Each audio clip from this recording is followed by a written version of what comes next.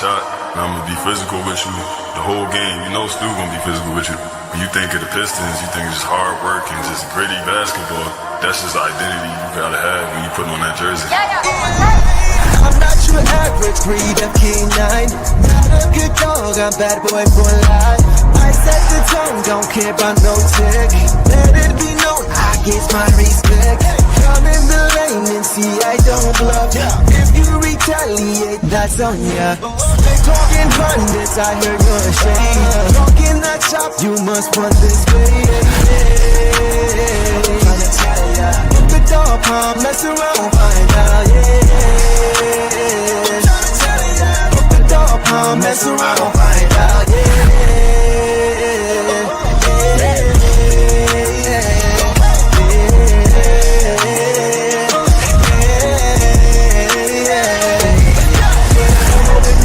For some barbecue sauce, boy, you better cough a hill, cause I'm like that. When you're real for some barbecue sauce, boy, you better cough a hill, cause I'm like that. The dog palm, mess around, find out.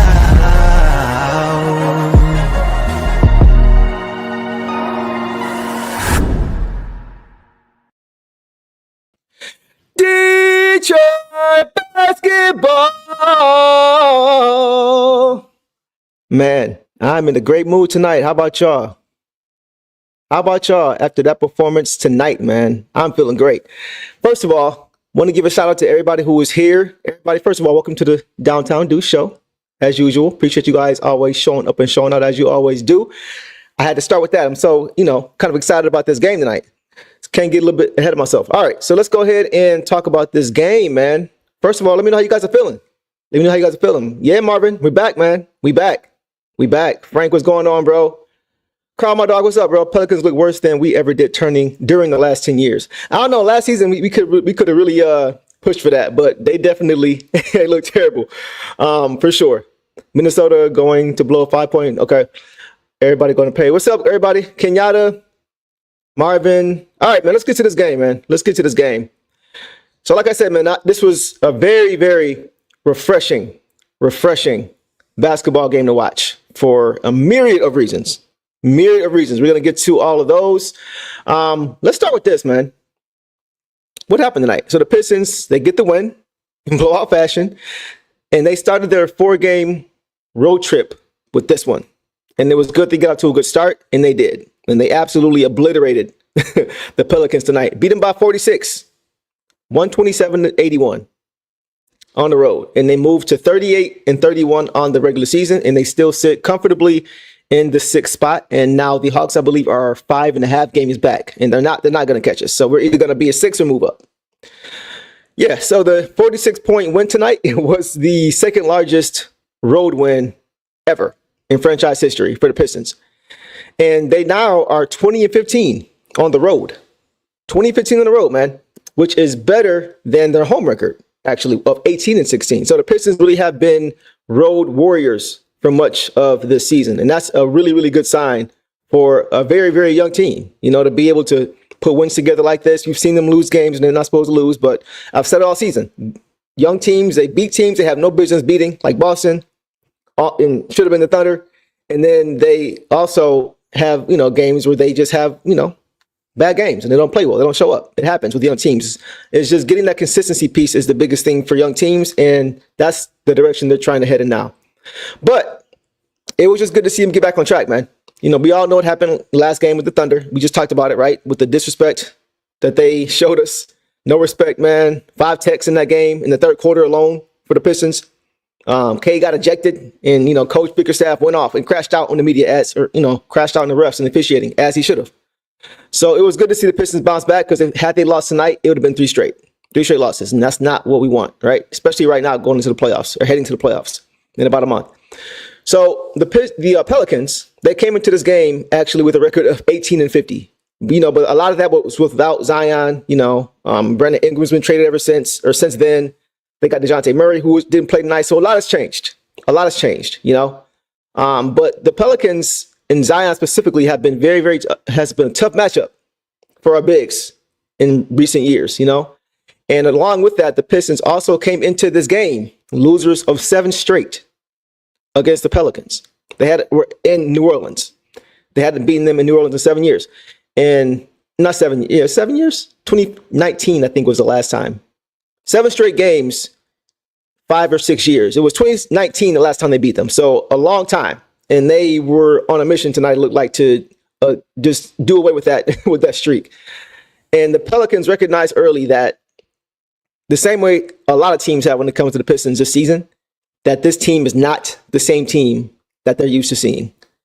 What they saw last year compared to what they saw this year is the biggest contrast between any individual team in the NBA. By far. By far. So it's a great story, man. And that's why I hope Coach really does win Coach of the Year, because he absolutely deserves it for not just the turnaround, but how quickly he's been able to turn things around and have this team headed to the playoffs. Nobody saw this. So he deserves a lot of credit. We'll get to him later. Okay, so initial thoughts, right? You guys are already saying it. Great team win. Great team win, man. You know, this is one of those games you love to see from a young team. A nice bounce back win where there's no hangover when you have a bad loss, where whether it was in your control or not, you lose. You know, so sometimes that can lead to losing streaks. And that's why I was really focused on this game tonight. But the Pistons, they kind of harnessed that anger and used it for good. You know, they really took their anger out on the Pelicans tonight. You could see it from jump. And this was one of the best defensive performances I've seen from the Pistons all year. Easily, all year. Maybe the best. I know they were playing an undermanned Pelicans team, so I don't want to go too far. But just by watching how they were playing, not who they were playing against, just watching how they were playing, their approach to this game from 1 to 12 or 1 to 15, whatever, you could just see it. They were ready. And they hit first, right? We always talk about that. We always talk about the importance of setting the tone early in the first quarter, hitting first, making them call the first timeout. And tonight, they called the first, second, and third timeout. They really, really were in the P's and Q's tonight. And that's why I want to shout out Coach again, because of the defensive game plan that he executed tonight and deployed tonight. Every time Zion tried to get to the paint, there was an extra defender right there, just waiting, just hedging, just always there. Nothing was easy for him, especially in the first half. Second half, he got a little bit loose. You can tell they were trying to force feed him the ball to see if they had a run in them to get back into the game. I'm sure if they didn't have it down to about 14, 15, maybe even 16, 17, by the end of the third quarter, they were going to sit everybody. And that's what happened, right? They tried to go a little bit of a run, you know, cut a 31-point lead down to 23 or 20, down to 20, but it didn't get any less than 20. It never went below 20. So the Pistons weathered that storm because you knew it was going to come.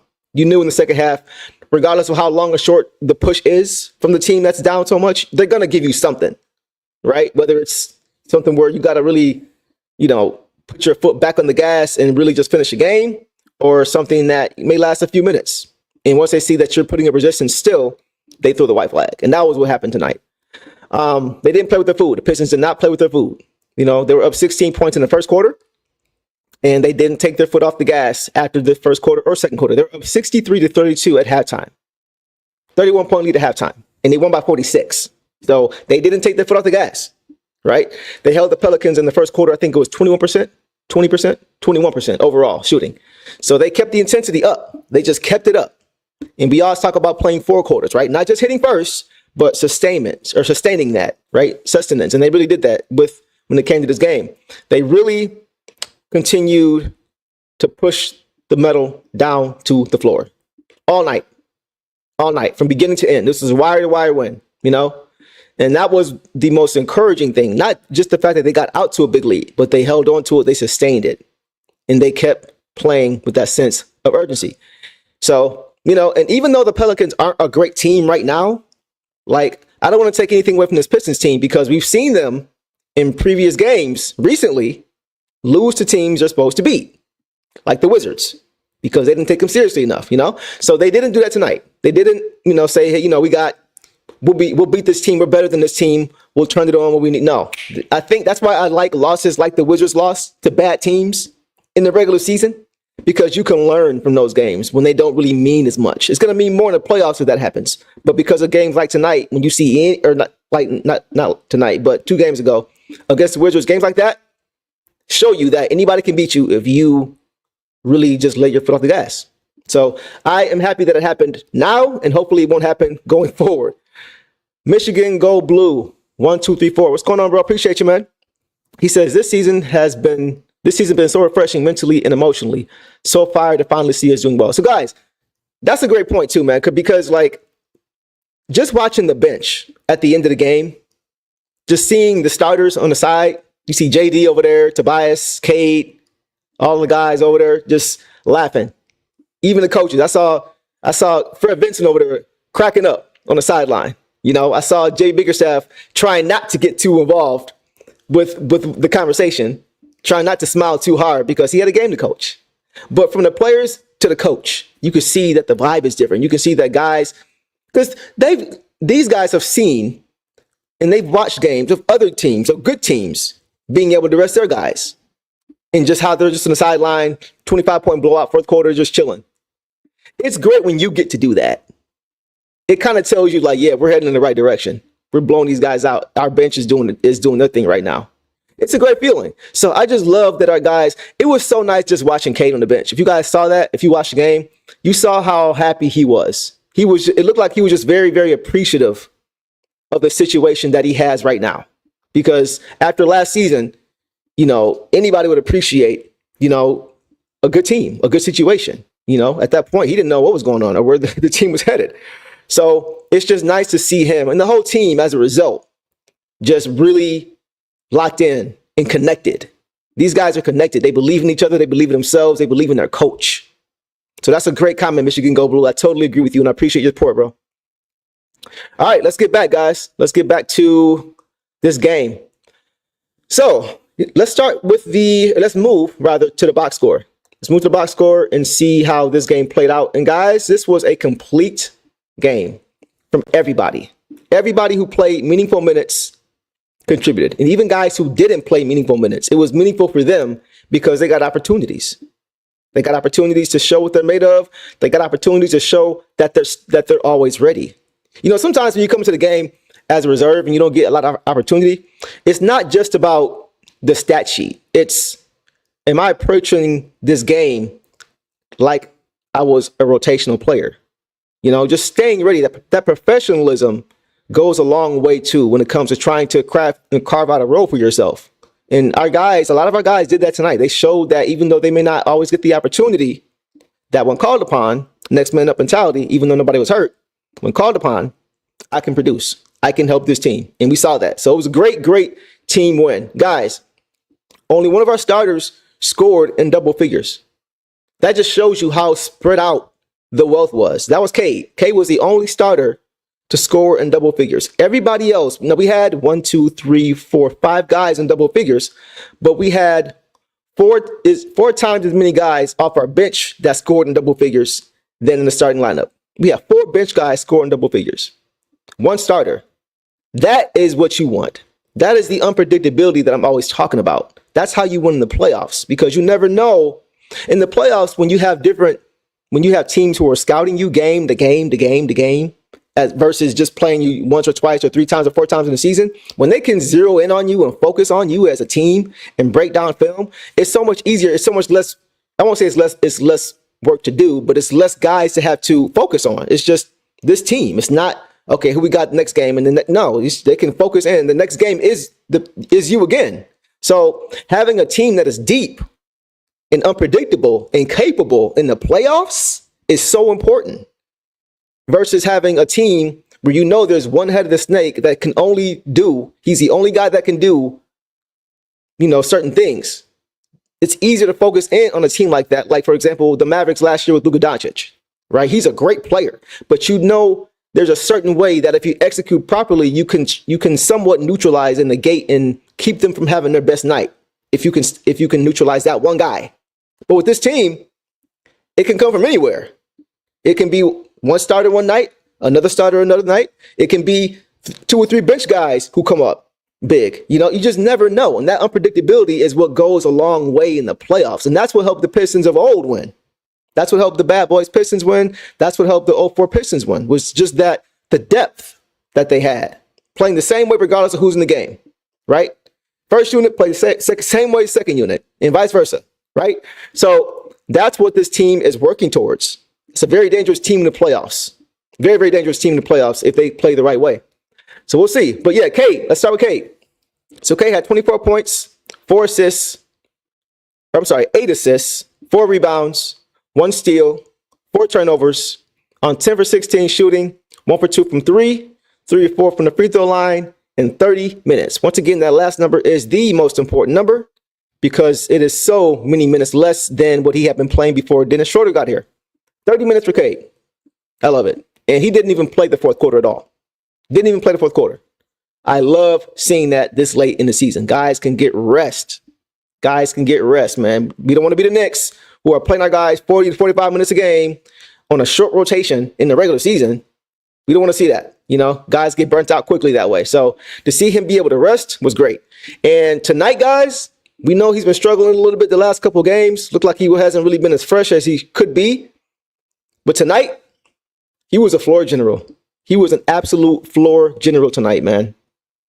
He picked the Pelicans defense apart, especially in the half court. He didn't have a ton of assists, but just the playmaking, the plays he made were very, very good and smart plays, right? I mean, he was doing it from everywhere. He made passes out of the post. You know, when help would come over to him, he made the right pass when he would get penetration in the paint. And when they wouldn't come help in those situations, he would just go get his own when the defense wouldn't collapse. So, like I said, he looked to be very, very fresh. And it was weird. To start this game, they had Zion guarding Cade. And Cade was guarding Zion contrarily. It was weird.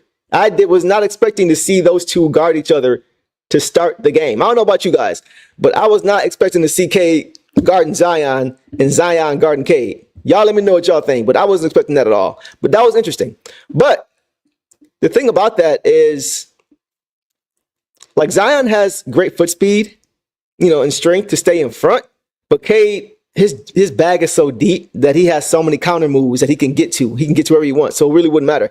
And I was wondering if they're going to do that all night, because if they're going to do that all night, Zion is really their primary scoring threat other than CJ McCollum, who's not the same player anymore. So that's a lot of energy to be exerting defensively. And they didn't keep him on him either. They were switching up coverages and things like that. But I just thought that was interesting. But yeah, Cade played really, really well, man. He had a really great bounce back game. You know, I think last game he really struggled with the shot, with his 3-ball. I think he was 0 for 7 last game, which is crazy. You know, he doesn't usually shoot that poorly from anywhere.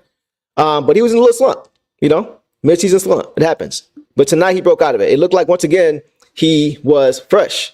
And he played great. And also defensively, man, he was turning guys over, you know, and then running a break and getting, you know, throwing lobs. I think he turned over a Olynyk, moving his feet well, turned him over, pushed the ball, got a Sarr lob. So yeah, he played great, man. Cade played great. It was good to see him bounce back for sure. All right. And like I mentioned, since he was able to sit down, man, I mentioned it already, but it's just so important for the playoffs, man. Like the Pistons, I was just hoping second half they were going to keep the pedal to the metal so he could sit. So he doesn't have to come back in the fourth quarter because the lead has been trimmed to 10 and got to finish. No, they took care of business. All right, let's go to Tim Hardaway Jr.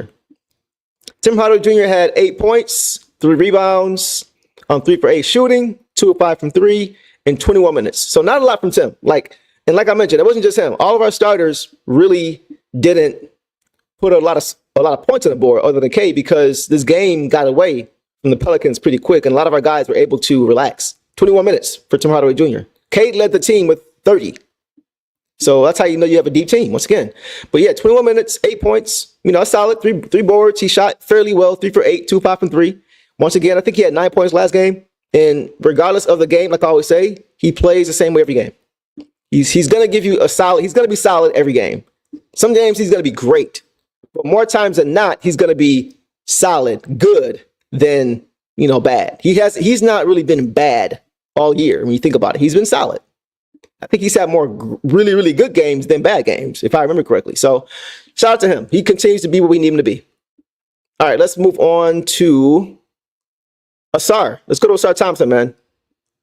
Ausar, man, Ausar Thompson is a defensive demon. He is a defensive demon, man. He's a Tasmanian devil as far as just disruption. He had a steal on Trey Murphy, by the way. Prayers up for Trey Murphy. I think he hurt his arm trying to chase down the ball that Ausar poked away in the first play of the game, first defensive play of the game for the Pistons. First play of the game, he got stealing Trey Murphy, turned him over, run out dunk. First play on defense. He is so disruptive, and he makes you uncomfortable with his length and his speed, and he's stronger than he looks. You know, he was very, very good tonight, man. And he also, I'm going to give him credit, guys. He also was very good pushing the basketball. He was very good in the point forward role. I know you guys saw that pass tonight. I know you guys saw that. Did anybody see the look away pass that Asar had for the dunk on the break? Anybody see that? Anybody see it? Let me know if you saw it. Just in case you didn't, let's pull it up. Let's pull it up. I got it ready right here. I want to show you guys with this play. This play was pretty crazy. All right, so this was from, is this it right here? Not that one. Is it this one? Yes. Okay, here we go. Check this out. Hold on. Let me run it back. Talk about a no-looker. That was Magic Johnson-like. It sure was.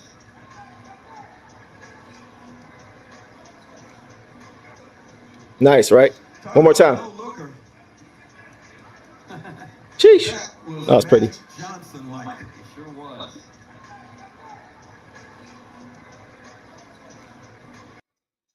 Yeah.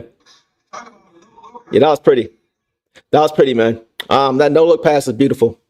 And, you know, like I said, he's very, very raw, but he continues to show growth on both sides of the ball, especially offensively. There's a lot of flaws he has in his game offensively, right? But like I always said, guys, his ability to be able to just grab and go, his ability to be able to just grab and go, just like he did there when he just grabbed the rebound and pushed the basketball, right? That's something that not all players can do. Not all guys can do that. Not all guys have the ability to rebound as well as they do and be able to push the basketball as well as they do. You know, a lot of times you see, you know, big guys rebound well and they're looking for their guard, right? And the beauty with a guy like Asar is that he is able to make the defense he can really put the defense on their heels. I've said it before, I'll say it again. When he grabs the board and he can just push the basketball, it gives the defense less time to set up. It gives them less time to identify their man, find your, you know, to the point where it's just like, okay, they're scrambling. And they're just trying to grab a guy so nobody's right open. But a lot of time when you just grab a guy, it's the wrong guy. So like I said before, you either have a lot of time when that happens, when he grabs the ball and he's just pushing, and the defense is just trying to grab somebody because they don't have enough time to identify when they're just trying to scramble. You have a mouse in the house under the hoop with JD in the paint for an easy bucket, or you'll have K on the perimeter with a big on him, and now he can penetrate and get by him and create an easy bucket for himself or somebody else. So just his ability to be able to just push the pace and go, right? That alone, just that split second of not having to go like this and find somebody to pass it to. When you can just grab and go, the defense has to sprint back, and they're still not in position. It really makes the defense have to really scramble, and that's the best case scenario. You know, sometimes you just find a guy wide open, you know, because two guys went to the same guy, you know, trying to defend the same guy, all these different things. So his ability to do that is very, very important, and that's going to be very, very important for this team. And I think if he is able to tighten up that handle, just tighten up that handle, man, because he has to continue to work on it. He has really, really great plays like that one. And then he has other plays where he just bobbles the ball too often, out of bounds or errant pass, things like that, right? In the first quarter, he almost had back-to-back turnovers. He turned it over once off the inbound play. I think they didn't score. He got the rebound, and he almost turned it over again. If his teammate wasn't in the same vicinity, it would have been another turnover. I think it was THJ who was able to run behind and pick it up when he made an errant pass the second time. So he just needs to continue to work on that handle. If he gets his handle and his jump shot respectable, watch out, man. Watch out. That's all-star level stuff. His natural ability, and then if he can add the fundamental part to his game as well, there are not a lot of guys in this league. I would say he's in the top 1 or 2 percentile as far as athletes in the league, him and his brother. So if you can really craft and perfect and polish up the rest of your game, bye-bye. Bye-bye. If that happens, we have an all-star on our hands, for sure. He can be that good. But he was solid, man. He played very, very good. He was disruptive. He had steal. just swatting the ball away on dribble drives, just blocking shots on CJ McCollum, putting him in jail. Yeah, he was very, very good, man. Very, very good tonight. I love seeing him play this way. And once again, he only had 18 minutes. So it's hard to know if he would have gotten more minutes, because he's had like 20 minutes the last 4 or 5 games. I don't really count this one because it was a blowout. Nobody really played the regular minutes. But I couldn't really tell if he was going to get, had this game gone down to the wire. I don't know if he would have gotten more minutes or not. So it's hard to really know because nobody got a lot of minutes tonight. But we'll keep an eye on his minutes going forward as well. When he plays like this, I don't see how you don't give him more minutes. He finished with 9 points, 4 rebounds, 3 assists, 1 steal, 2 blocks, 1 turnover, 3 or 4 shooting, 3 or 4 from the free throw line in 18 minutes. One more thing, too, with him. Last game when he was open for 3, he took it and he made it. This game, it looked like he wanted to. He had 1 open 3. It looked like he wanted to take it, but he tried to barrel his way to the hoop again. He got fouled. I just think sometimes he relies on his athleticism too much to the point where he's turning down good shots. You got to at least be a threat from out there if you're open. You got to make the defense, you got to keep them honest, So that's one thing, too, I want to see him continue to do is we know you're working on your shot for sure. So continue to just you got to get them up in the game, too. You can't just get them up in practice. You got to get them up in the game, And it seems like he's just kind of passive still, like he's still not confident in that shot. So he's got to continue to work on that and just get him up. Don't worry about what happens. Just get it up. Get into your motion and just get it up. You have to. That's going to be important too. So we'll see. But other than that, he was phenomenal, man. His impact on the game tonight, his impact on the game, go far beyond the stat sheet. Far beyond the stat sheet, man, for sure. All right, let's go to our last 2 starters and we'll get to the bench. Let's go to Tobias Harris. So Tobias Harris tonight had 9 points, 6 boards, 5 rebounds, on 3 for 8 shooting, 0 for 4 from 3, 3 or 4 from the free throw line in 25 minutes. So once again, man, 25 minutes. Not a lot of minutes. He didn't shoot well from 3, but I wasn't upset about how he played because I was looking at the defense tonight more than anything. You're not always going to have it offensively, especially when you don't play a lot of minutes. And tonight he couldn't really shoot it straight, but that's okay. That happens. But what can be consistent, like we always say, is the defensive effort, right? And I have to say, he has leaned all the way in. I said it before. He's leaned all the way in to the role the Pistons need him to play. Playing bigger than his size, as much as he can, playing bigger than his size at 6'8", and helping JD in that paint. He has to. The same way Cade needs somebody on the perimeter to help him, JD needs somebody in the interior to help him as well. And what I saw with Tobias tonight on that end, defensively, every time a shot went up, whether it's defense or offense, he's sprinting to the hoop. He's sprinting to the hoop. And a lot of time he would come up with the ball, grabbing the defensive board, finishing the defensive possession, or getting an offensive rebound for a putback. He was doing all the little things tonight. And he had a dunk on Olynyk tonight, on Kelly Olynyk. I don't have it, but he had a dunk on Olynyk he looked like he turned back the clock.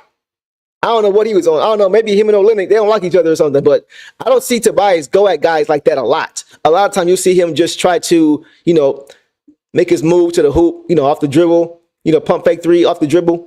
And he'll pull up for a 2, or he'll go to, or he'll go for a little jump hook or something like that, or a little hook shot, or a little pull up. He don't usually try to dunk on you, so he showed some dog tonight with that one. I was not expecting that.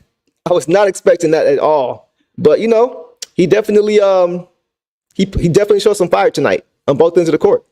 And he just continued to be consistent as well. He's the same way I've said guys like TSJ's been consistent. I bet Tobias has been consistent. After that early stretch in the season where he was just getting his legs under him and understanding his role, he has been consistent, man. He's been consistent.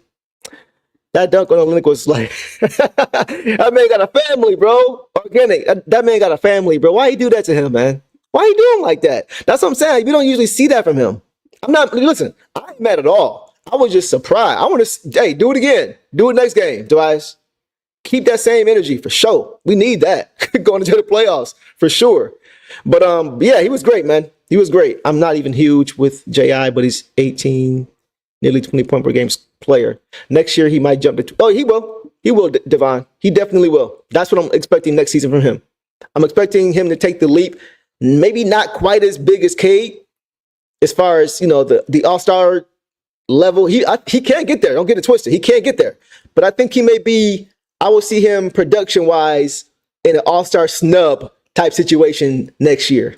That's where I see him, right on the fringe. If he gets there, I wouldn't be surprised because the East is tough. A lot of guards in the East.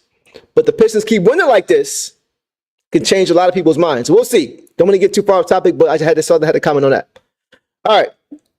Let's get back to our last starter, and that is Mr. Jalen Duren, the 21-year-old. Had 9 points, 7 rebounds, 6 assists, 2 blocks, 4 of 6 shooting, 1 of 2 from the free throw line in 22 minutes. Jalen Duren had the beautiful triple single tonight. Triple single, like a lot of guys. He ain't the only one.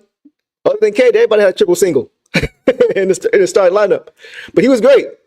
He was great, man. He didn't play a lot, but he was great. He was amazing, especially on the defensive end of the court.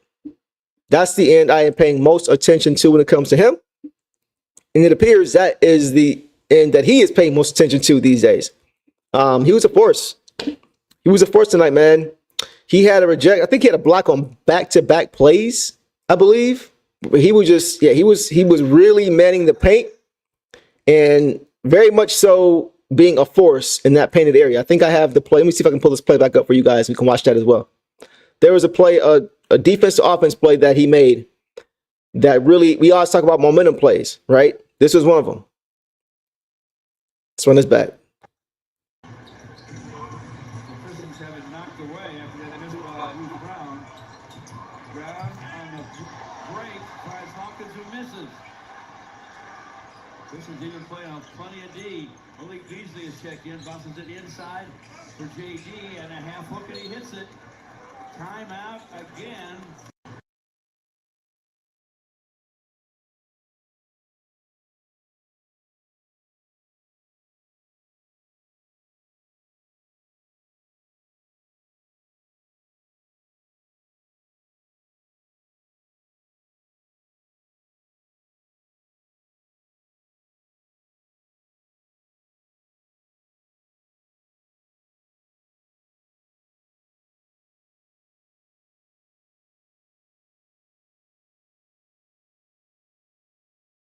My bad, y'all keep doing that. All right. I was just saying, so defense offense, man. He continues to do that. He continues to play that way. He continues to focus on that end of the court. And he's making a lot more of impact plays, a lot more momentum shifting plays, right? We saw Ben Wallace for years, block shot, sprint down the court, alley-oop dunk, or drop off for a dunk. We've seen that so many times, right? We saw that for years. So to see JD fully committing to that role, I love it. He's fully committing to that. My fault, y'all. Yeah, I see. No sound. Turn it to Zoom for a minute. Phantom said he was doing his best to test our lip reading skills. You're silly, bro. That's hilarious. But yeah, so he's committed, guys. He is bought in. He's bought into this end of the court, the defensive side of the court, and it's beautiful. And you're seeing how good he can be now. I say it all the time, but this is why you got to give young guys time. You got to give young guys time. And he continues to show that with time, he's continuing to be exactly what the Pistons have needed. We've needed this. We've needed this type of consistent presence. We have it with our bench big in Isaiah Stewart, defensive player of the year, defensive all NBA defensive team. That's where he should be headed, right? But we're seeing JD. It looks like when JD plays, it's looking more and more similar to how Stu plays. Like early in the season, didn't it look so much different watching JD play or watching JD in the game versus watching Stu in the game? A lot of time it felt like when Stu would come in the game, he would just set the tone. And then when he would leave the game, you would see the Bucks, or not the Bucks. I'm going to mention the Bucks. You would see the opposing team just start getting buckets. If you guys remember, this is what I was going to. When the Pistons, who remembers the game when the Pistons played the Bucks and Stu got ejected? When he pulled down on Giannis's jersey, right? When he was in the air, right? That game. That game, guys, the Pistons were blowing the Bucks out. They were blowing them out in the first half. And I think JD was in foul trouble early. Stu came in, I think early in the first quarter, like with a few minutes into the game. And he locked Giannis down. He locked him down. Giannis coming down the court. Stu was going like this. Like, come on. And he would stop him. Get a block. Get a stop. Like, they were dominating. Giannis couldn't do anything. Stu gets ejected. They come all the way back and win the game. Because you could just see Giannis start licking his chops. looking at his shots. And that's no shade to JD. But JD has said it. Early in the season, he was playing soft. He said it himself. He's not playing soft now. You see how much different he's playing now. He's playing like a bull now.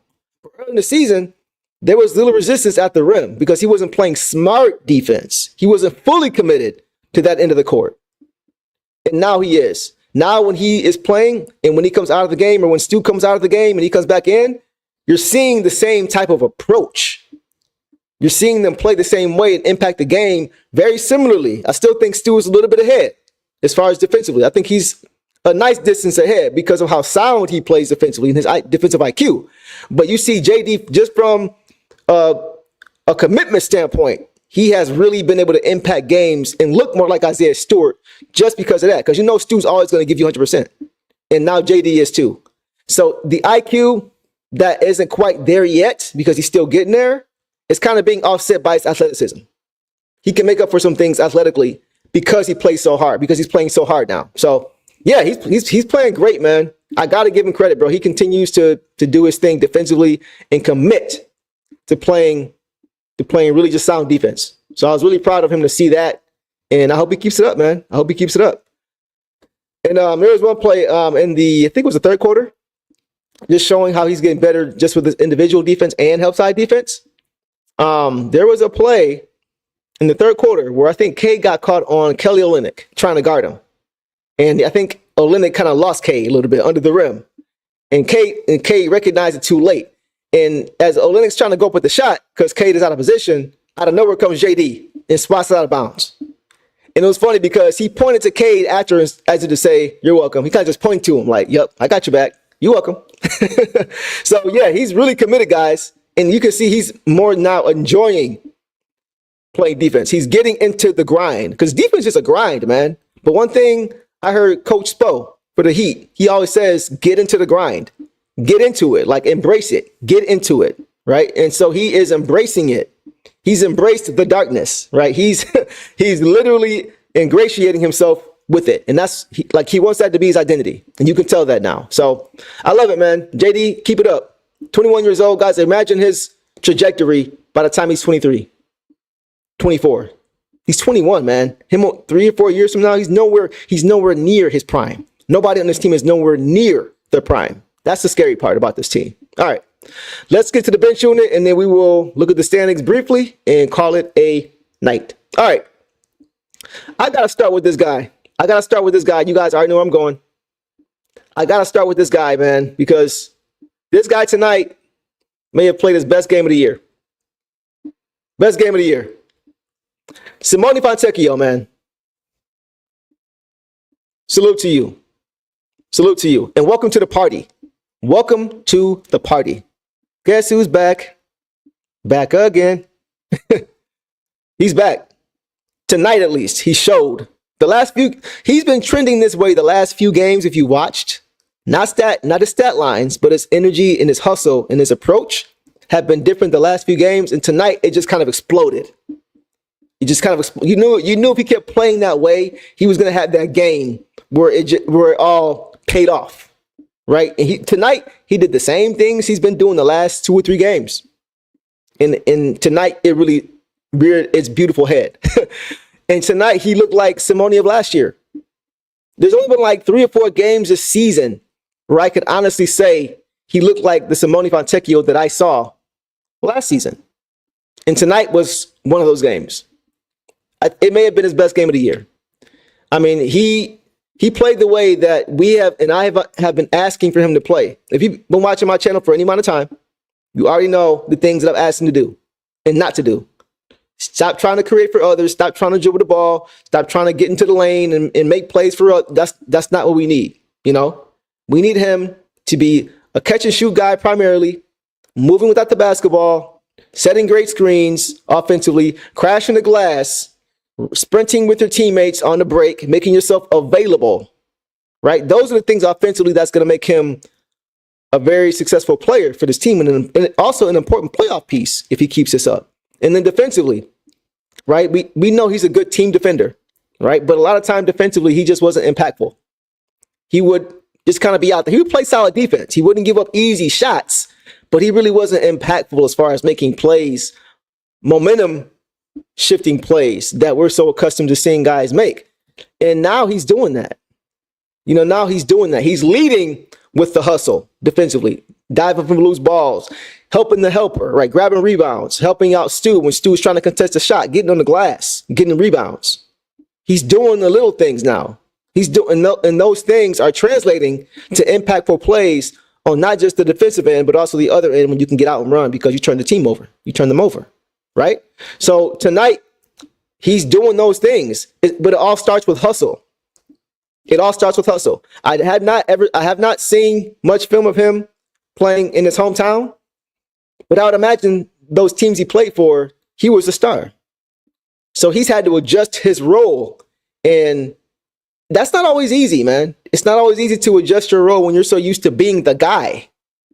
But when you look at teams around the league, everybody came into the league as the guy. Everybody has had to make some type of adjustment, unless you're a top 1 through 5 player in the draft. But even then, when you come to a team, you may not be the guy.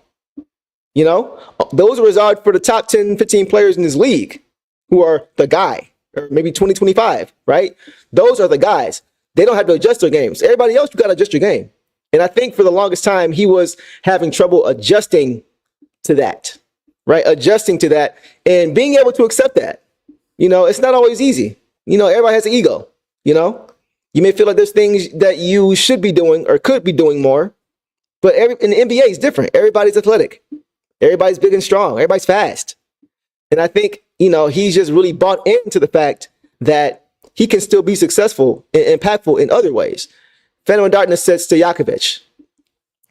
I see it. Stojakovic light. I see that as far as offensively how he plays, yeah. But Stojakovic, he had a little bit of a bag too. He could do some things off the dribble. He was just he was a sniper from long range, but he was just a good offensive player, period. He was a really good offensive player. But yeah, I see the comparisons as far as running off screens, getting open things. Yeah, I see that.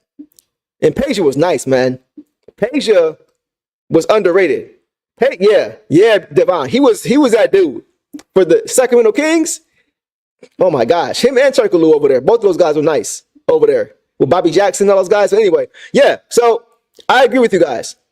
I think that he's bought in, and we're seeing how well he's played. Because it wasn't just, the stat line tonight, and it's not just about the stat line, obviously. But what I look at with him is, did you do anything else if you didn't shoot the ball well? Right? And tonight, it kind of worked the other way. It seemed like before he would come into the games looking to be impactful offensively. He would come into the game trying to get a scoring burst going, or trying to, you know what I mean? But now it's like he's leading with his defense, and then you're seeing how that is helping him offensively. Tonight, he exploded. He had 23 points, 7 rebounds. I can't remember the last time he's had 7 rebounds. I cannot recall. 1 steal, 1 turnover, and 9 for 10 shooting, 5 for 5 from 3. So once again, he led with the defense though.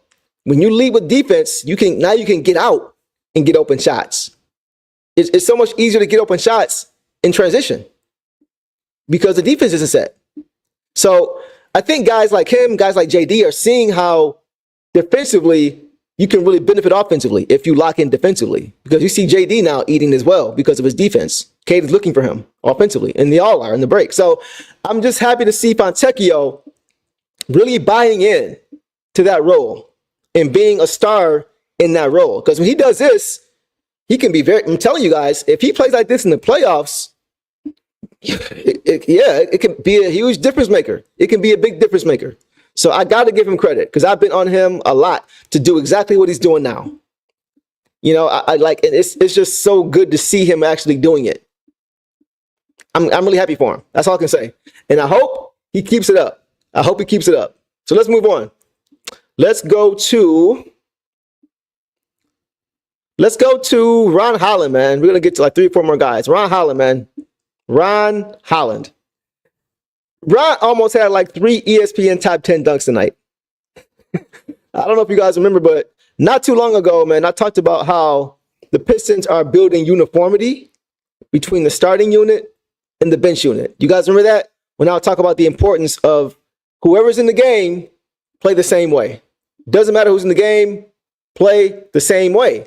And so that's what they're able to do now. They have guys who can play a lot of the same positions as the starters. The bench guys, you can have guys come right into the game and keep the same approach to the game. The game plan doesn't have to change just because you have different players in the lineup.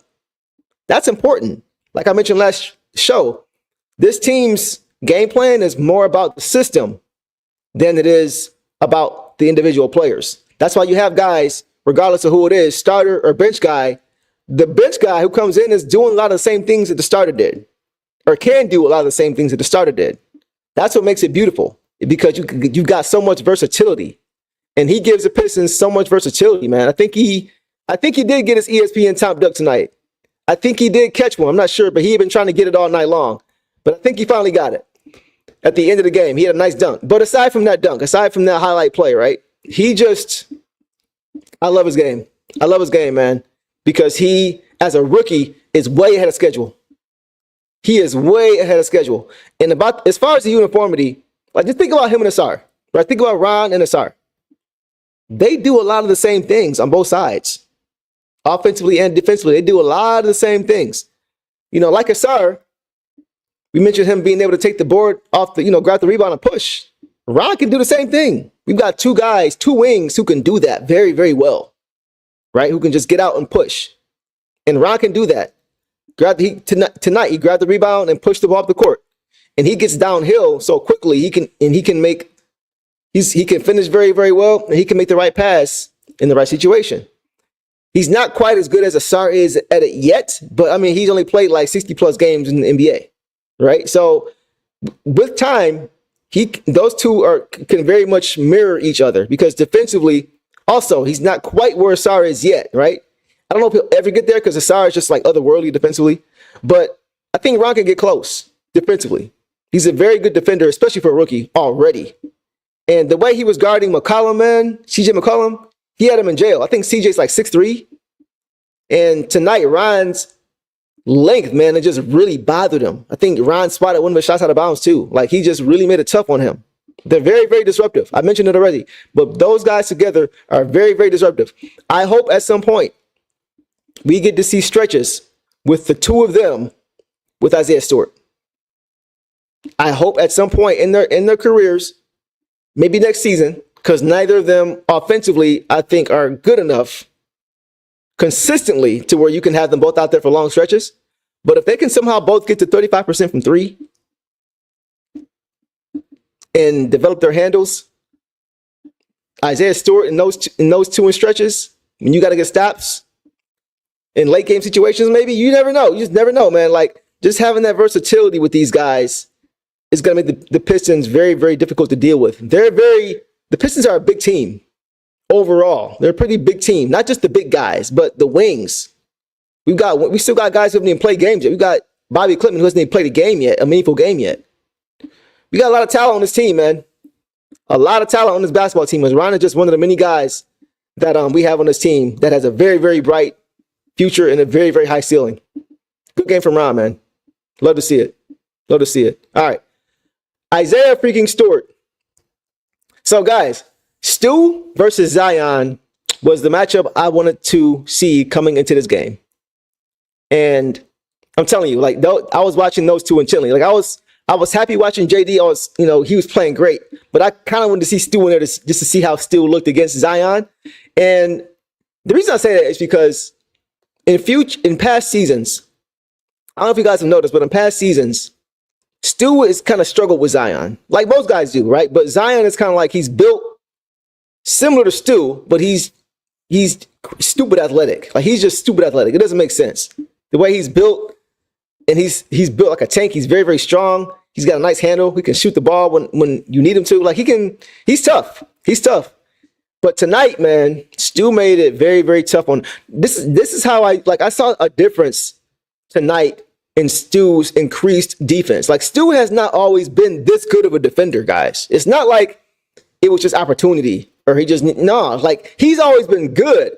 But the way he, like, year over year, you can see that he's put in the work to get better every year from an IQ standpoint. Like, you can see he puts in the work. The way he defended him tonight, was totally different from how I saw him defend him a year ago, in the year prior.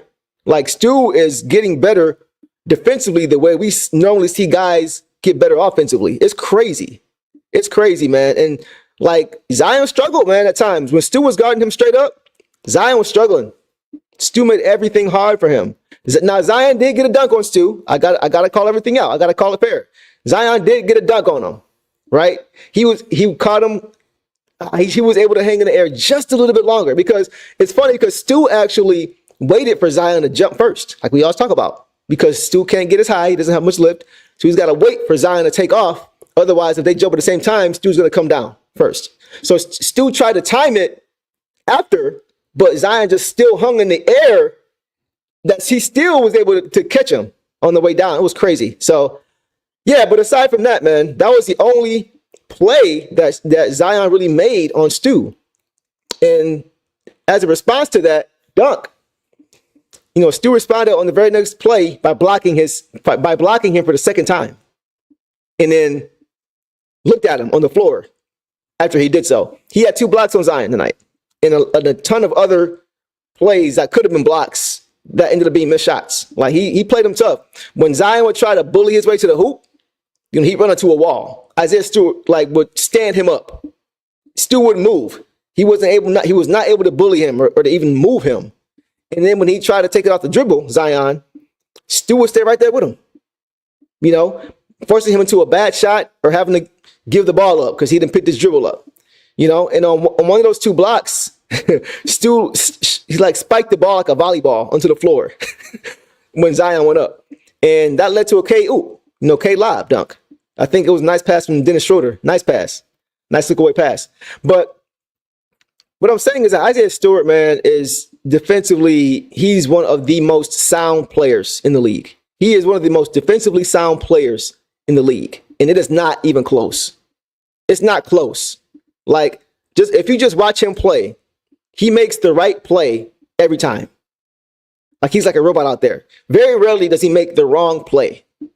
He just plays to his strengths, and he plays to his team's strengths. Like, he just the same. He plays the same way. I love it. I love that about him, because it gives you so much confidence that when you put him in the game, you know what you're going to get every single game. And he just makes so many impactful plays, man. So many momentum shifting plays, like we always talk about, right? And then he helps the Pistons get out and do what they do best, which is run. Defense, offense. Isaiah Stewart, man, he better be on an All-NBA defensive team. That's all I got to say. He better be on one of those teams. So we'll see. All right, let's move on to Dennis Schroeder. We just talked about him. Dennis Schroeder, 12 points, 5 assists, 1 steal, 1 turnover, on 2 of 4 from the field, 8 of 9 from the free throw line, and 19 minutes. 12 points and 5 dimes in 19 minutes is crazy. And 1 turnover, guys.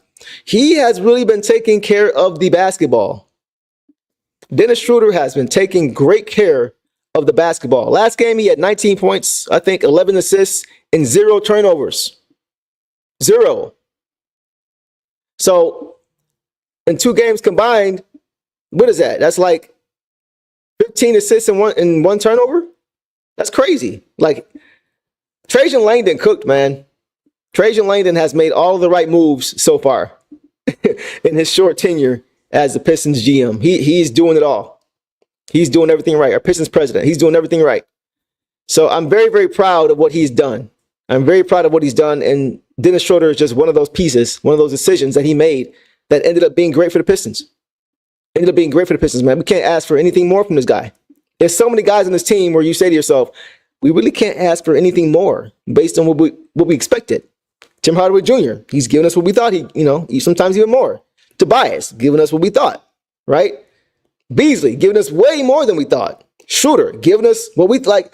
Everybody who he's brought in has been impactful. Every single guy. So I got to give him credit, and I got to give Schroeder credit, man. He has been great. He has really allowed Cade to be able to rest. And that's just as important as what he does on the court. It's just how he gives us stability at that point guard position, especially since Jaden is out, because we know Jaden would be the guy to do that had he not gotten hurt. So shout out to him, man. Shout out to him. And Schroeder, he's a very, very steady player, man. He's very crafty. He's able to draw fouls well. You know, he shot 8 for 9 from the line again. So he's able to get to the line. He takes advantage of his size or lack thereof in comparison to defenders. He's not the biggest guy, and he uses that to his advantage. Why not? Right? He's not a flopper, but he knows how to draw and initiate contact very, very well. You know, and for K, it's great because it allows K to have another guard to play off of, another creator that he can just play off of. And that just taking the defense off of you for a few seconds, so when you catch it back, and now you can go.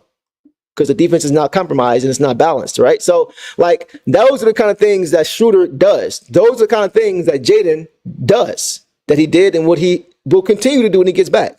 So it's great to see him really helping K, and it's great to see that he's found his groove early in his tenure with the Pistons. It's only been about a month and a half, and he's already playing great for this Pistons team. Like, not good, not solid. He's playing great for them right now and efficient. Couldn't ask for more, man. Could not ask for more. Like, he's been very, very valuable. Very, very valuable to this basketball team. All right. Let's move on and get to two more guys, and we'll call it a night. Malik Beasley. Well, one more guy, actually. Malik Beasley had 11 points, 4 rebounds, 3 assists, 3 turnovers on 4-14 shooting, 3-12 from 3 in 24 minutes. So Beasley could not throw it in the ocean tonight. And so many of those shots rattled out. Like, he had so many good looks, and so many of them look good. Just didn't fall. Happens, right? So tonight he was quiet. I did notice, too, in this game that the Pelicans had a defender waiting for him every time he caught the ball. Every time he caught the ball, coming off a screen, off a curl, he had at least one guy waiting for him. They were not going to allow him to get off. You know, and he tried to get into a rhythm, but he only, out of 14 shots, he only hit 4. You know, he had 3 threes, but on 12 attempts. He doesn't usually shoot 25% from 3 like he did tonight. You know, so off night shooting the basketball, it's fine. When you have a great team, a deep team, right, that has versatility and that is very talented and that all play the same way, you can win by 46 points when Malik Beasley shooting 4 for 14 from the field, 3 for 12 from 3. If I had told you that before I told you the score, going into this game, he had 11 points on 4 for 14, 3 for 12 from 3. You're not sure if we won. You're not sure, right? If I told you after the fact that we beat them by 46, you're not, that's right. So it just shows you the importance of having depth, because guys can have off nights at times. And you have guys next man up right behind them that can do the same thing that they do. That's the uniformity that I'm talking about, that they now have. They have that now. They have depth. That's why I'm not in the I guess majority when it comes to adding a star player right now that can disrupt the rhythm, the uniformity, and the depth that we now have. And this is season 1, 60 games in. You're seeing how good we can be with just this team. Why would you mess with it? It's not broke, right? Just let these guys go. Let them go. You could try and get a Devin Booker. How much is that going to cost you? How much is that going to handicap you? How much is that going to cut into your depth that you just built? Are you going to have that same uniformity when guys come into the game? Are you going to have the flexibility and luxury of being able to have guys have off nights? Because you have guys who can come into the game now. Those guys are gone. You traded them. You know, so that's all I'm saying about that. I'm going to leave that alone. You guys know how I feel about that. I'll leave that alone. But that just shows the importance of having a deep basketball team. So Beasley didn't shoot it straight. We won by 46. Don't matter. Off night, don't matter. So, yeah, man, very, very proud of all these guys. All these guys, man, from 1 to 12, 1 to 15, all these guys played a role in this win tonight. And that is, to me, I say it all the time, it reminds me this team is looking more and more like Coach said it would. Coach said beginning of the season, before the season even started, when he first got here in his opening presser, he said you guys are going to see this team week over week, month over month, look more and more like the Detroit Pistons. That's what he said. And as somebody who watched the Pistons from 1988, 89 to now, and seeing what those teams look like, those contending teams, those successful teams, those great teams, this team is looking more and more like that, guys. They're looking more and more like that. They're not consistent yet because they're still young, and we're in year one. But the flashes that we're showing now, I have not seen since 2007-8. I didn't see him at all in the 2010s, and I'm just now seeing it for the first time in the 2020s. When we went to the playoffs in 2016, wasn't like this. When again in 2018-19, wasn't like this. The ceiling was so much lower than what it is right now. Those teams were so much closer to maxing out than this team is. So much more room for growth. So I got to give Coach credit, man. He has done exactly what he said he was going to do. He has done. We talk about Trajan Langdon again.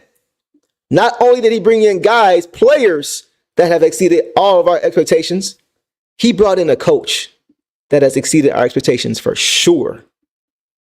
Got to give Trajan Langdon credit. And from what I understand, Trajan did not have a prior relationship with JB Bickerstaff on a personal level, but he knew that he knew basketball. He knew basketball, and that is all that he needed to hear. He did his research, obviously, but that was the primary point that he was really focusing on when it came to bringing in a coach for this team. Trajan Langdon, man, that looks to be the most important move in the offseason for this Pistons team is Trajan Langdon, and then Coach Bickerstaff, and then the free agents, and then the young guys growing. But it starts with Trajan, man. I really got to give him credit, a ton of credit for what he has done for this basketball team in such a short period of time. Got to give him credit for that, man.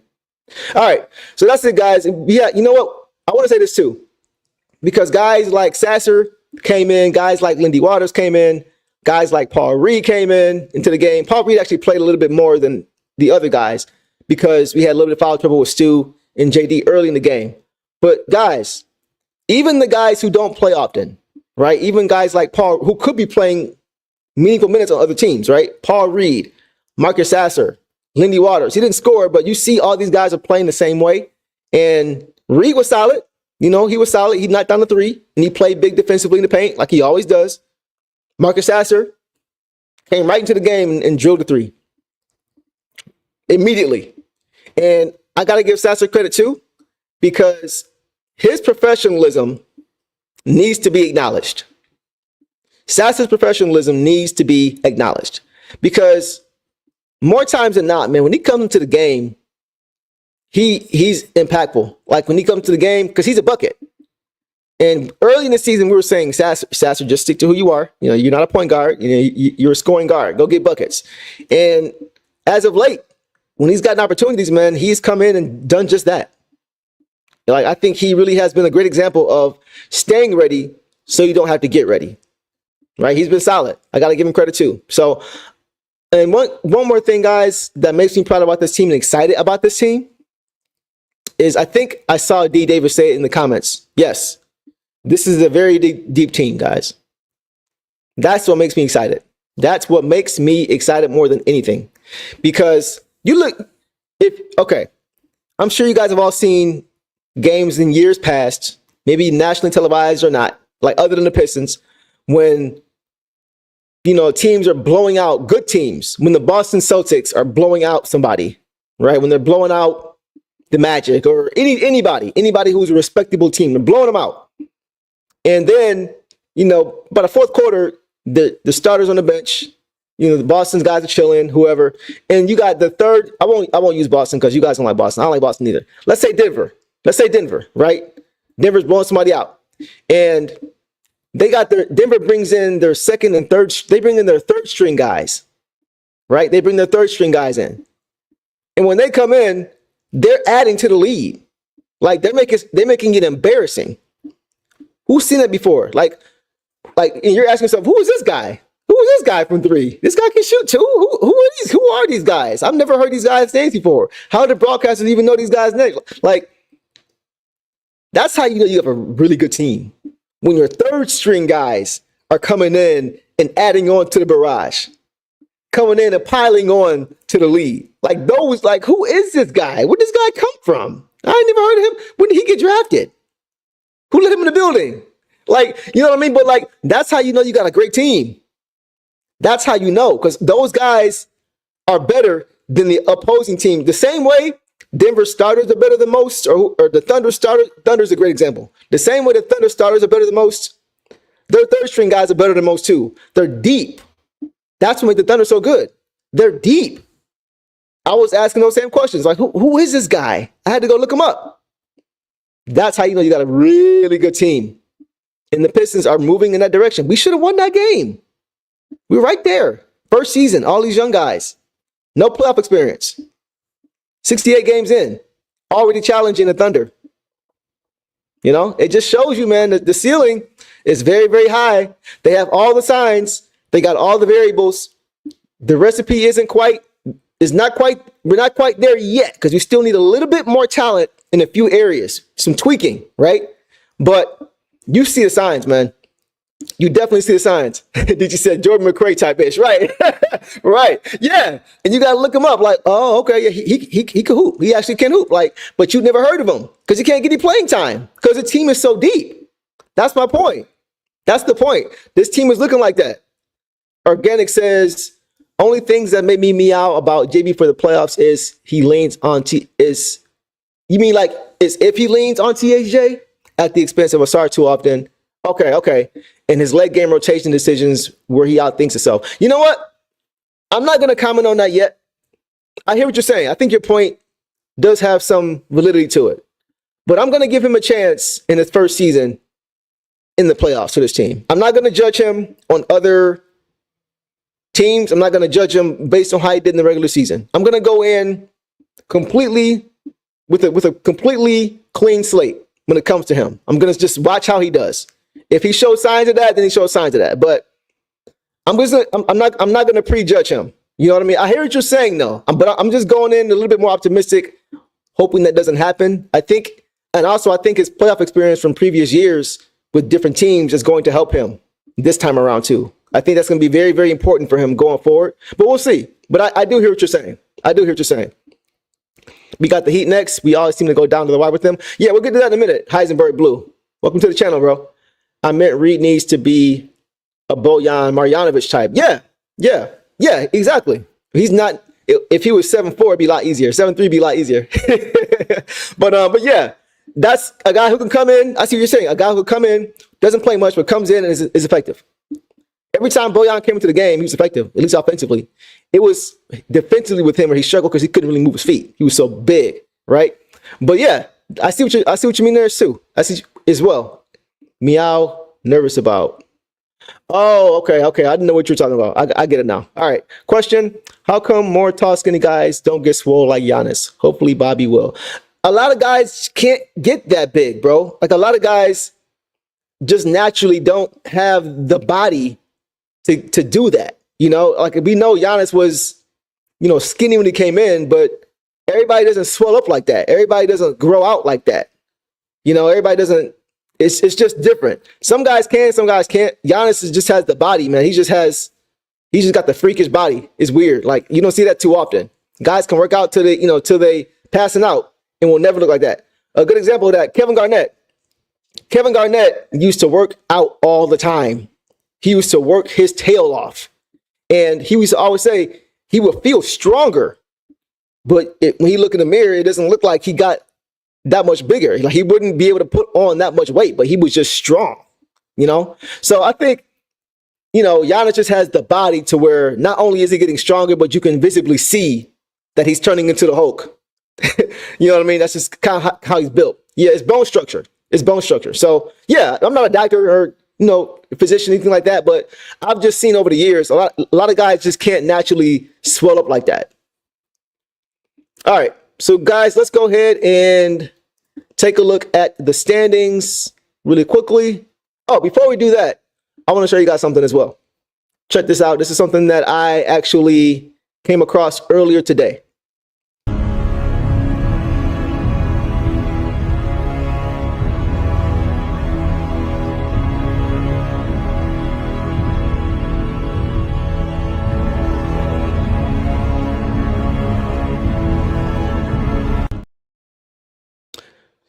That's exciting to see, man. This whole conversation, we've talked about this team and haven't even mentioned Jaden Ivey. We just talked about this team ceiling and how high it is, and we haven't even seen him play. We have not seen, guys, I said it last episode, we have not seen our projected starting five play one game together yet. One game, right? The original starting five, I'll say it again, was Cade, THJ, Cade, Jaden, THJ at the 3, with Tobias at the 4, and JD at the 5, right? Then Jaden gets hurt, right? He breaks his leg. He goes down. And during that time, Asar was out with the blood clot, right? It was, I think his projection of being out ended up being a lot longer than we thought. So he ended up not even starting the season. He didn't start the season, right? So you had Cade, Jaden, THJ at the 3, which was, he was undersized at the 3, but we had to. And then we had our, Tobias Harris and JD. So not long after Jaden makes the game winners, hits the game winner for Sacramento, we play the Magic. His leg gets broken. Cole Anthony dived into his leg, all that stuff. We know that. Not long during that process, before he went down, Asar did join the team and was on the bench, but he was playing like 5-10 minutes tops. He was just they were ramping him up slowly. Remember that? That was what was happening early in the season before Jaden went down, when Jaden was playing well, playing his best basketball. Asar was just getting his feet wet. And when Jaden went down was around the same time that Asar was revving his minutes up. But Asar never started when Jaden was on the team. Even though he played minutes here and there, Asar did, he never started with the other 4 guys. It wasn't until after Jaden got hurt that Asar eventually was inserted into the starting lineup. And then you saw THJ move to the 2. That's why when people always say that, and I want you guys to listen up. When people say that when Jaden went down, the Pistons got better defensively, that's unfair. Because first of all, they never all played together. Jaden never played. He never started with Asar, not one time. That's number 1. And number 2, you got to look at the domino effect of Asar not being available has. It doesn't have to be directly attached to Jaden as if Jaden's a bad defender, right? What happened was, since Asar wasn't available to play the 3, right? That means that Tim Hardaway Jr. had to move up from the 2 to the 3. So now all of a sudden, guys were out of position. Tim Hardaway Jr. is a much better 2 than he is 3, because he can guard. He's a good defender. He's a good individual defender against 2s. Tim Hardaway Jr. is 6'4", 6'5". Trying to guard 3s, that's tough. And that extra weight on you, extra physicality, guess what? That affects your jump shot on the offensive end. That affects your legs on the offensive end. That's why you see Tim Hardaway Jr. shooting better percentages from 3 and everywhere else when he's at the 2. Because he's not dealing with that physicality, having his legs taken out early in the game, because he's having to guard bigger people to him, bigger players than him. That's the domino effect. It's not just linear. Asar's back, Jaden's gone. That must mean Jaden's a bad defender. No. Asar can play the 3 now, his natural position, and now THJ can play the 2, which is his natural position. That's the domino effect. So imagine when you have all 3 of Cade, Jaden, and Asar.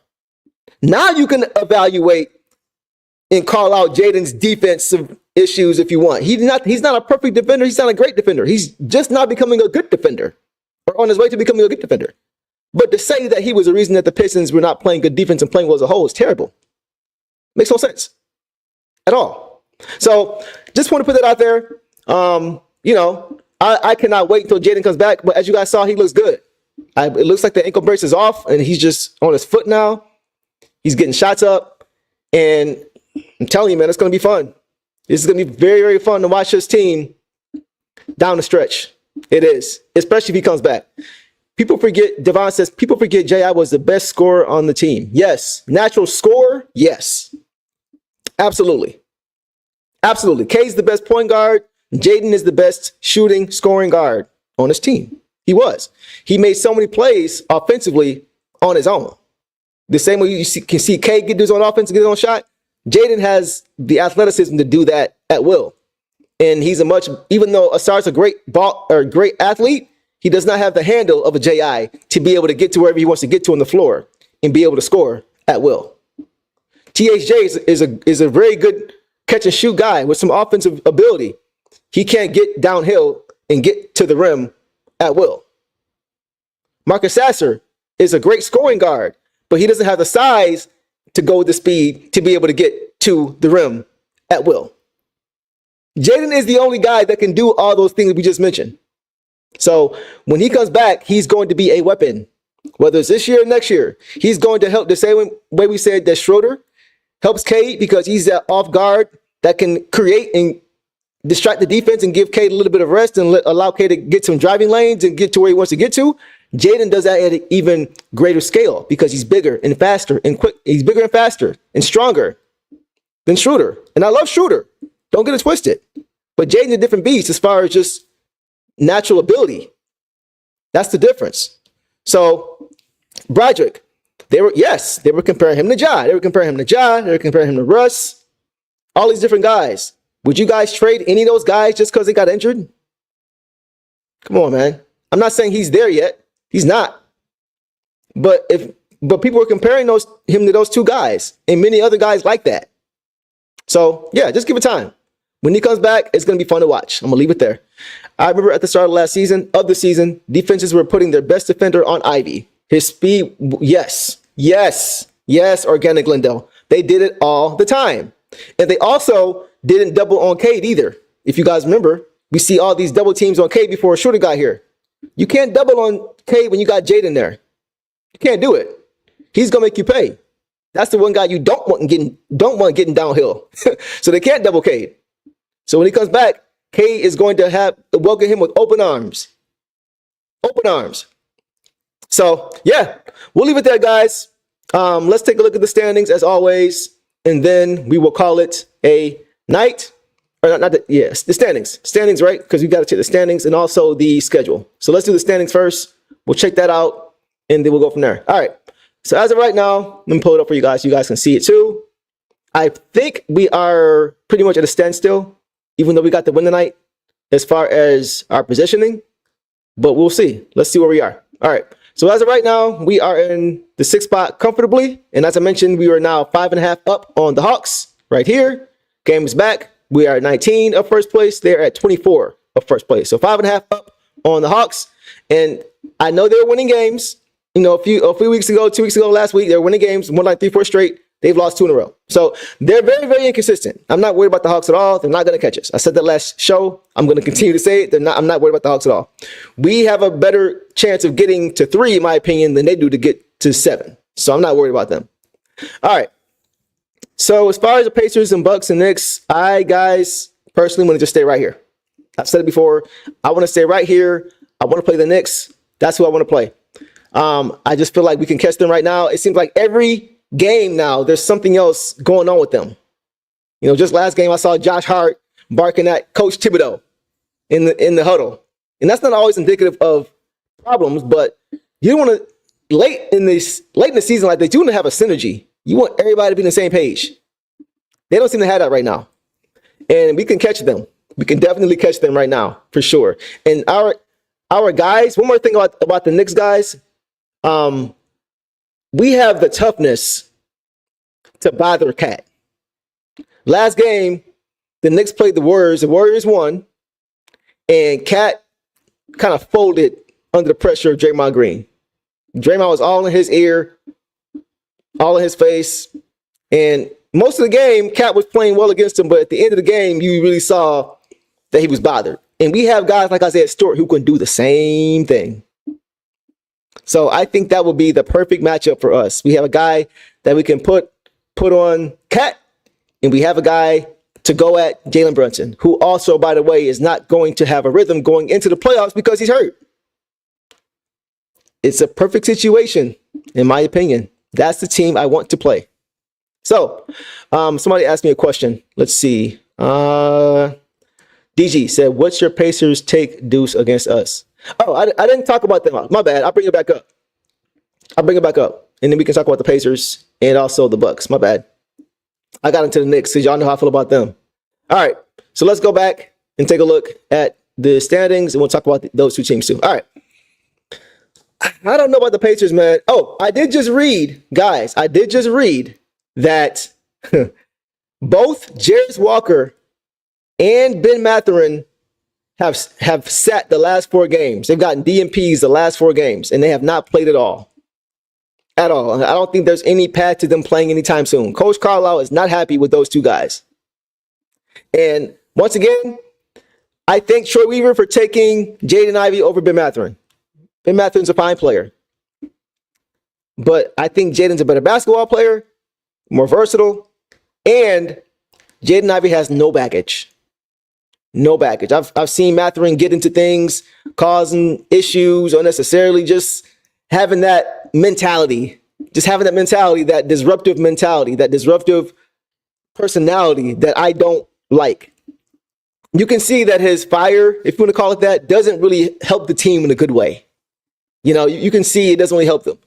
Okay, Organic said he played tonight. Okay, well, that must have mean this must be his first game in the last 4 or 5 games then, if he did play tonight. But, you know, I would just rather, oh, he said they had to, though, no starters. Okay, well, there you go.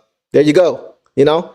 So we'll see, man. I'm just, you know, the Knicks, I definitely want.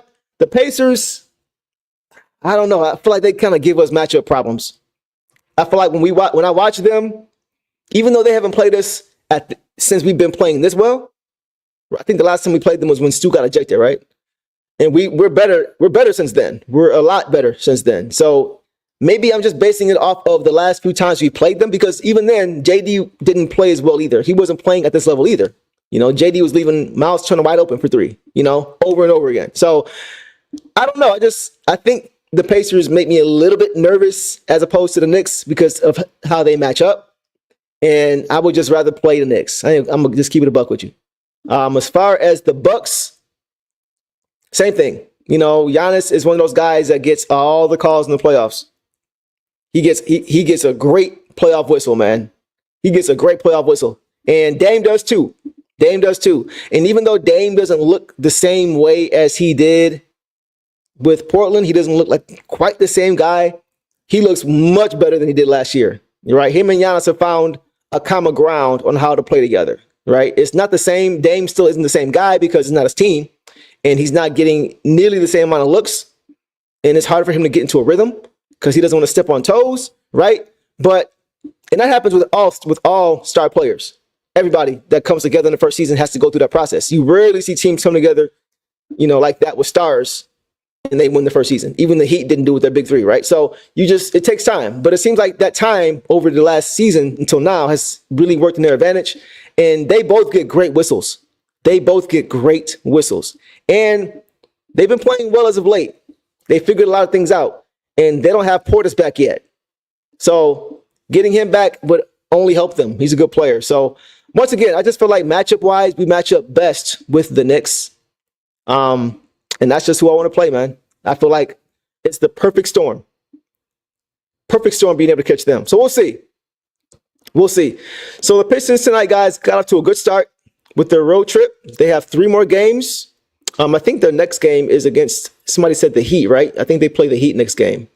And after that, I think they play the Pelicans 2 games later. Yeah, okay, so they got the Heat.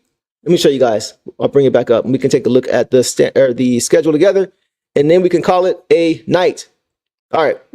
So as of right now, we just beat the Pelicans right here. So the Pistons' upcoming games begin with the Heat tomorrow.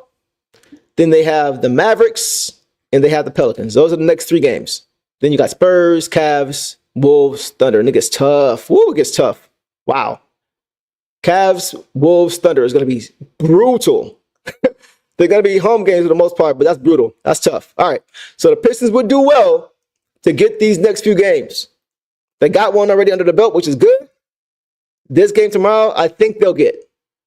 I think they'll win that game. They should win that game tomorrow. They're a better team. Yeah, we should win that game. And we're a much better team from the last time we played them. I believe the last time we played them was the alley-oop JD dunk and Spo called timeout, and he didn't have a free throw, and we were tied, and that put us up to win the game. I think that's the last time we played the Heat.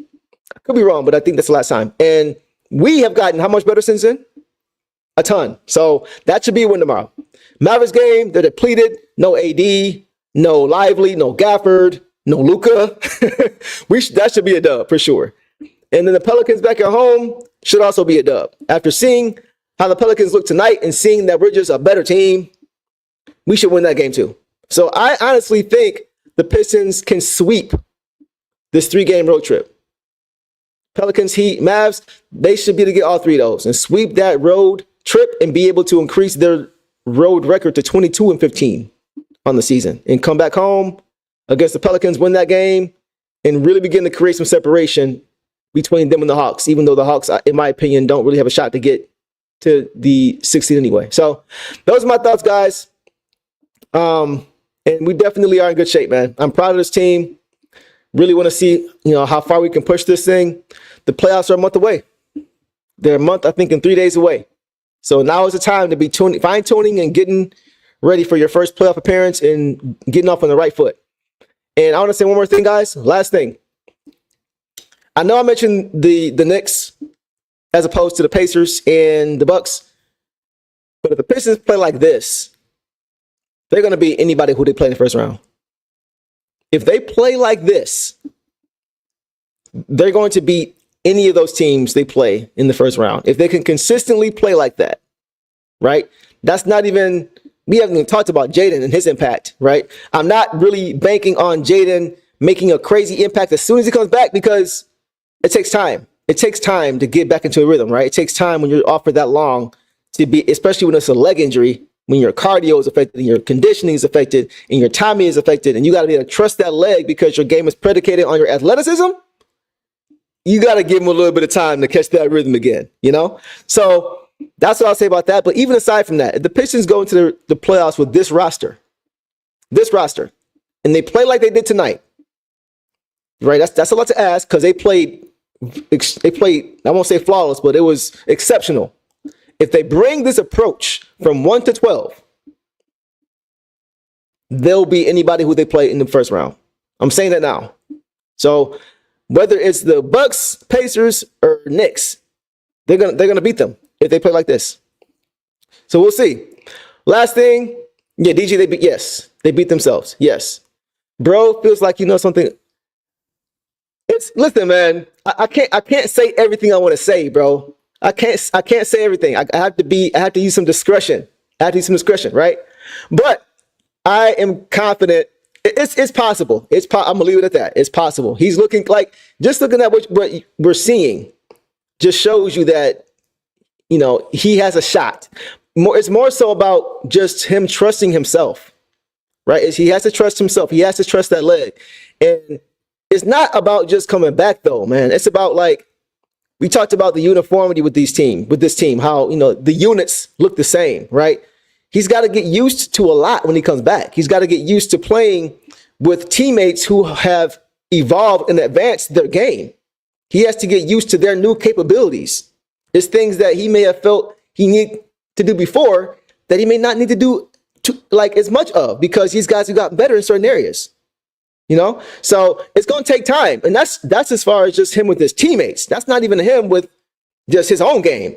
Right? His own jump shot, making sure his jump shot is tight, making sure he's got this, that his conditioning is tight, making sure that he trusts his leg and is not overcompensating on the other leg. These are all things that he had confidence in when he was here because he was in a rhythm. He was playing every game, right? He was playing his best basketball right before he got hurt. That was the latest point in the season for him. Early in the season, he had gotten better progressively until January 1st. Right? So it's not going to come back like that. That's all I'm trying to say. Just give it time for him when he comes back. I can't say everything Organic Lando that I want to say, obviously, but in time, it'll all come out. But like I said, man, exciting time to be a Pistons fan. Very exciting time. So we'll leave it at that, guys. I appreciate you guys for your being here, always showing love like you always do. It's been a great show once again. And I will see you guys tomorrow night. What time does the game start tomorrow night? The game starts tomorrow night at 7:30. So I'll see you guys post game around 10:30 after the game is over. And hopefully we can continue to move forward with a new winning streak of 2 games and move even closer to the playoffs on a good note. But for tonight, we're going to leave it there. So I appreciate you guys showing up, man. Appreciate all the love. And I'll see you guys tomorrow night. And as always, Detroit versus everybody. Peace out.